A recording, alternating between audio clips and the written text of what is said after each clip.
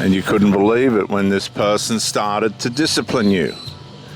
Discipline your behavior that was completely out of order. This was not expected. You'd never experienced it before. But there was something about it that you liked. It gave you a sense of direction. It gave you a sense of purpose. It gave you a sense of boundaries. But how are you going to incorporate this into a life that was fueled with habits that were bad, a character that was completely misaligned? Your character was no different to Humpty Dumpty, who sat on the wall and had a great fall. You just fall and fall and fall because your character was wrong. How were you going to incorporate this magnificent, well-adapted person into a life of complete dysfunction? This is what you could not come to terms with. You couldn't work this out. You were going to try, but you were definitely going to try. But whether you succeeded or not was going to be another story. Well, unfortunately, as the story goes, you didn't succeed. Reason being, you couldn't undo the way of life that you created for yourself that was contrary to what the other person was going to do, going to want and need from you.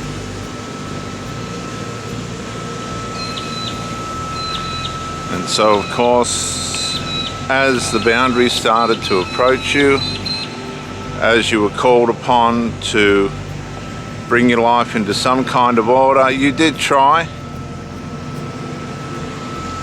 And the other person had to make their minor micro-incremental adjustments as well to allow for your habits to give you time to make a decision as to what your values really were and whether you were going to change or not. And as you started to change, as you started to value the relationship a little bit more than the habits and addictions and ways of life that you created for yourself, the casual, reckless sex and being used and abused, robbed from, and all that stuff.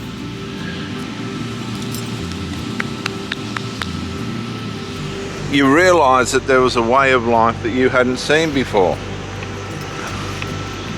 where people will value what's best, won't cater to what causes harm and destruction and addiction, and can't be manipulated and controlled by physical body parts, attractiveness, and sex. This fascinated you because you were used to manipulating people by way of your vagina and breasts and good looks. You knew that you'd bewitched men before, and on your catwalk, your private little personal catwalk, had bewitched men before. So if it worked before, it'll work every time. You figured this out as a young person, a young woman or young man,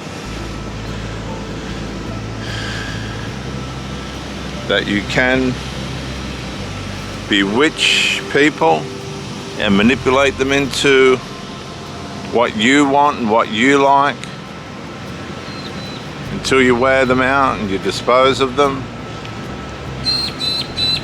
This wasn't anything new to you. You knew that men were weak and by way of lust. You found a man that suited you, a suitor. You immediately got pregnant to try and hold this person. You decided this was the one that you wanted. This one's better than the others. But of course, time has a way of showing to us who we are mixed up with and what that intends to bring and all the rest of it. For us, the trouble and the anguish, the spite, the jealousy, the insecurity, the ego, the pedestalization, possibly the abuse. Abuse and pedestalization can both produce tremendous characteristic flaws in people that don't surface, that remain underlined until time and situations wear things out. Yesterday we were trying to set up a beach thing in the wind, and it became quite difficult, and I was getting a little bit frustrated with it, to be honest with you, and I had to ask the other person to make some kind of contribution, and they did. There's things that we have underneath that can manifest and not become favorable to the relationship. You'll meet people and all they want to do is talk about somebody that they've been with. You mention something and, oh, so-and-so, yeah, so-and-so, and it's really irrelevant to anything that's going on, which means there's still some kind of an attachment from that person. Excuse me. Up. Hey. Up. He's got to be run, this little dog. And we have to be disciplined ourselves. We have to be disciplined and challenged and checked, and for us to grow, or we just won't grow. Some of us choose not to grow. Some of us will just, for instance, eat ourselves into the ground, where we've totally let ourselves go. We don't exercise, we smoke, drink, we indulge in dope, marijuana, the devil's lettuce, whatever you want to call it. Other casual recreational drugs that bring harm and destruction. If you don't believe me, go to the psych wards and hospitals.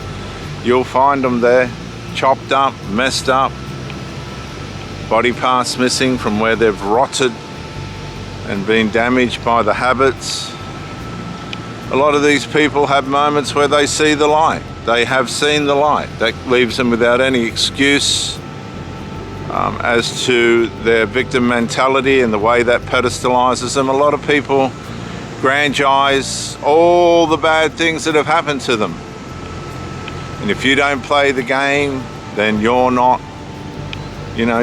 worthy of who they are. Get out of that. Don't be a grub.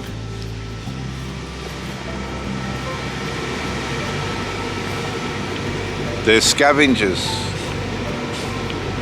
They scavenge on people's ways of life that are better than theirs. Like this dog, scavenging the drink bottle. And just because they saw the light and didn't respond doesn't mean you don't. You're bonded. They've got the bond going.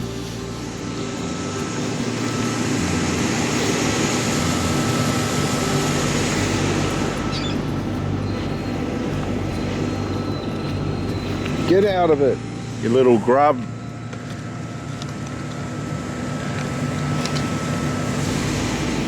Fucking dirty little dog. You get tired of it. You get tired of these people who continually want to scavenge around with their habits and behaviors, and these fools break up with you, and because you're trauma bonded, you think you've lost something special, when really all you've lost is a whole heap of trouble. And so the light dawns on you, and you realize, oh my God, I've ended up with someone that really isn't going to make the effort for themselves, so how are they going to make the effort for me? And then you start to realize that you need to detach. And once you detach,